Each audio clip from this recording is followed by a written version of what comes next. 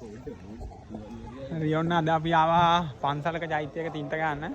ඉතින් තින්ත කියන්නේ හුණු පිරියම් කරන්න ආවේ චෛත්‍යයක. ඔන්න අපේ සෙට් එකම ඉන්න 5 දෙනාම ආවා. ඉතින් හැමදාම කල්ලි වලට වැඩ කර ඉඳියා. ඉතින් අන්න අපි ආවා මේ වගේ පුණ්‍ය කර්මයක් කරගන්න. ඉතින් මේ වගේ අවස්ථාවක් හැමෝටම ලැබෙන්නේ නැහැ.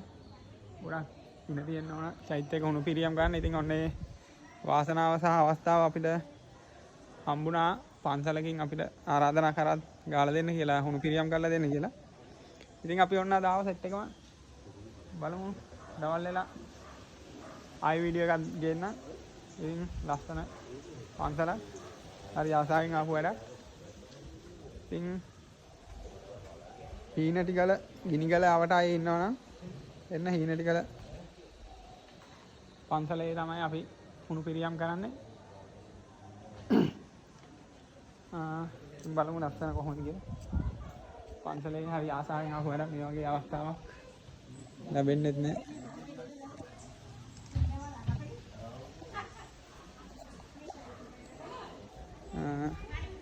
ඉතින් ඔන්නම හැමදාම වගේ අදත් අපේ කට්ටිය බෑනෝකේ වැඩේට එකතු වුණා. ඉතින් මුදල් වෙනුවෙන්නේ මේ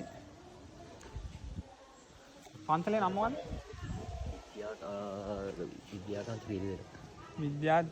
විද්‍යාකාන්ති පිරිවෙන. විද්‍යාකාන්ති පිරිවෙන හීනටිගල. ඉතින් ඔන්න විද්‍යාකාන්ති පිරිවෙන හීනටිගල අවට ආයේ ඉන්නවනම් පුළුවන් නම් සහයෝගයක් ලබා දෙන්න. එන්න. එහෙනම් බලමු අපි ඊළඟ වීඩියෝ එකෙන් හුණු පිරියම් කරන ආකාරය.